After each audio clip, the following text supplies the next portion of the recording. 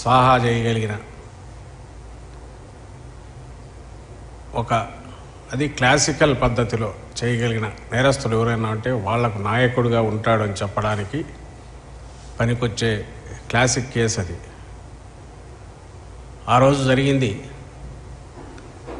2007లో రాజశేఖర రెడ్డి గారు ఆయన వచ్చినాకంటే 2004లో రాజశేఖర రెడ్డి గారి ప్రభుత్వం వచ్చాక దాని మీద విచారణ సంఘాన్ని వేసి వాస్తవాలు వెలికి తీసి సరిదిద్దినందువల్ల ఆ స్కామ్ అక్కడ ఆగిపోయింది. లేకపోతే అది మెటీరియలైజ్ ఉంటే దాని వాల్యూ ఎంత, స్టేట్కి ఎంత నష్టం జరిగేది అంటే ఊహించలేనంత అని ఇప్పటికి అర్థమవుతుంది. ఆ రోజుల్లోనే అది చాలా అతిపెద్ద భారీ స్కామ్, కుంభకోణము, కుట్ర అని అప్పట్లోనే వార్తలు వచ్చాయి. అందులోనూ స్ట్రెయిట్ బ్లాక్ అండ్ వైట్, అంటే ఎలాంటి 20 మంది 50 మంది ఉన్న కుట్ర కాదు, లేక వ్యవస్థలో ఉండే లోపాలను వాడుకొని ఆ గడ్డి స్కామ్ గోదాన్లా కాదు, కింది వరకు అవినీతి జరిగింది కాదు. ఒక్క వ్యక్తి రాష్ట్రానికి నాయకత్వం వహిస్తున్న ప్రభుత్వానికి హెడ్గా ఉన్న పెద్దగా ఉన్న వ్యక్తి ఆయన అవినీతికి పాల్పడితే నేరుగా ఎట్లుంటుంది, అందులోనూ అతను అత్యాశాపరుడై దురాశాపరుడై చంద్రబాబు నాయుడులాగా ఉంటే ఎట్లుంటుందనే విశ్వరూపం చూపించిన కేసు అది. సరే, ఈరోజు అది సహజంగానే ఒక సాక్షిలో వచ్చినట్టుంది, ఇంకా మిగిలిన 1-2 మీడియాలో వచ్చిందేమో, కానీ ఎల్లో మీడియాలో అయితే నాకు తెలిసి ఎక్కడా కనపడినట్లేదు. తీర్పు ఆర్డర్ కాపీ కానీ ఆ తీర్పు గురించి వార్త కానీ ఉన్నట్లేదు నాకు తెలిసి. క్లుప్తంగా అది యుఎస్లో ఉండే ఐఎంజీ అకాడమీ అనే స్పోర్ట్స్ అకాడమీకి దాని 100% సబ్సిడరీ అనే పేరుతో అసలు సంబంధం లేని ఒక IMG Bharat some sports academy private limited అనే ఒకటి కంపెనీ ఫామ్ అవుతుంది. 2003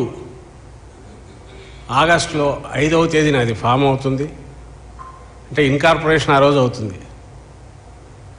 2009 ఆగస్టు 9న ఎంఓయూ ఎంటర్ అయిపోతుంది గవర్నమెంట్. సరిగ్గా 4 రోజుల ముందు పుట్టిన కంపెనీలో 4 రోజుల తర్వాత ప్రభుత్వం ఎంఓయూ ఎంటర్ అవుతుంది.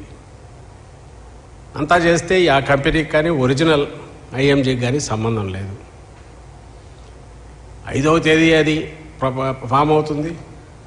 6వ తేదీ ఇమ్మీడియట్ ప్రపోజలు, దాని మీద జీవో ఒకటి సర్క్యులర్ రిలీజ్ అవుతుంది. చీఫ్ సెక్రటరీ 4 మంత్రులు సంతకాలు చేస్తారు. 9వ తేదీ ఎంఓయూ ఎంటర్ అవుతారు. దాని ప్రకారం ఇచ్చిన సౌకర్యాలు అవి చూసి నిన్న హైకోర్టు న్యాయస్థానం పూర్తి దిగ్భ్రాంతి వ్యక్తం చేసింది. 20 ఏళ్ల తర్వాత 2003 ఎండ్లో 4లో జరిగిన ఆ రోజు ఆ కుంభకోణం,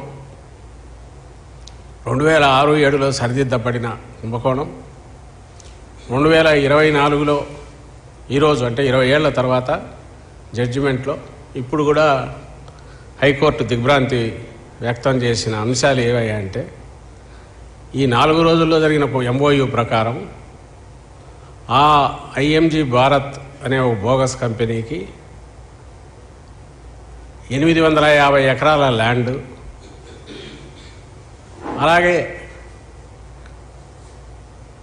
వాళ్లకు అంతవరకు ఏర్పాటయ్యేంతవరకు స్టేడియం మీద పూర్తి right, Lal Bahadur LB stadium కానీ ఇంకా హైదరాబాద్లో ఉండే స్టేడియంస్ మీద వాటి మెయింటెనెన్స్కు సంవత్సరానికి 2.5 కోట్లు లేదా ఎక్కువ అయితే అది, అలాగే ఒక 3 ఏళ్ల పాటు వాళ్లకు 100% ఏ ఖర్చులైనా మెయింటెనెన్స్ అంతా ఎలక్ట్రిసిటీ కానీ వాటర్ కానీ పాడుపడేసి మొత్తం అన్నీ కూడా ఫ్రీ, 100% రీయింబర్స్మెంటు. రాష్ట్రంలోని స్టేడియంలో వాళ్ళకి కావాల్సినవి తీసుకోవచ్చు. ఫస్ట్ రైట్ ఆఫ్ రిజెక్షన్ వాళ్ళకే, వాళ్ళు వద్దనుకుంటేనే గవర్నమెంట్కి ఉంటాయి. ఇంకా దానికి కొసరు కింద వాళ్ళకు ప్రధాన కార్యాలయం అంతర్జాతీయ స్థాయిలో ఏర్పాటు చేయడానికి ఒక 5,000 గజాల స్థలం ఎక్కడ జూబ్లీ హిల్స్లో, Banjara hills, Jubilee hills, Madhapur వెళ్ళే దారిలో 5,000 గజాల స్థలం కూడా. ఇది మొత్తం ఎంఓయూలో అంశం. ఇది జరిగింది 2003 నవంబర్లో. చంద్రబాబు నాయుడు ప్రభుత్వం రద్దు అవుతుంది. ఆయనే సిఫార్సు చేస్తాడు. అదే అప్పుడు బాంబు ఇది పడి అలిపిరి బాంబు, దీంతో సింపతి వస్తుంది అనుకుని సిఫార్సు చేస్తాడు.